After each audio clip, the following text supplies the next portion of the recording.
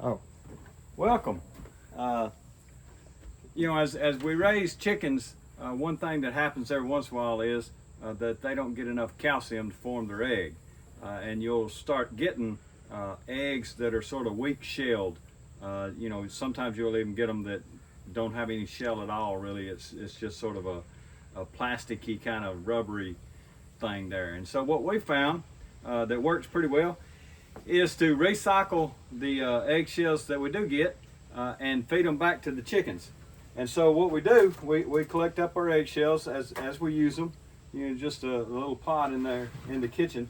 And then, what you need to do is to dry the eggshells.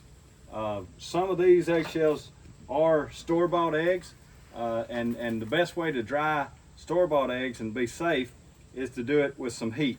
And so what we do, we put them on a sheet pan with a little parchment paper and put them in the oven running about 200 degrees, really for about 20 minutes, but I'll leave them in there for a couple hours at only 200 degrees. And what you get is a dried eggshell, and it dries up all of the crud that's on there and makes it a little brittle and easier to crush. And so then next step after you got your dried eggshells, is what I do is take a potato masher and really just sort of crush them and just crush them down. And this is my storage bag. You can see here about how big they are.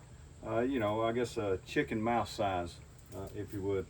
And after you crush the eggs, I store them in a little container in the garden house right now, where I store the rest of the chicken food, and just give them to them freely.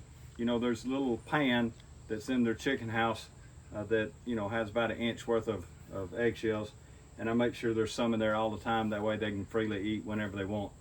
But that's what we do. That's what works for me mostly with trying to keep my eggshells well formed. Thank you.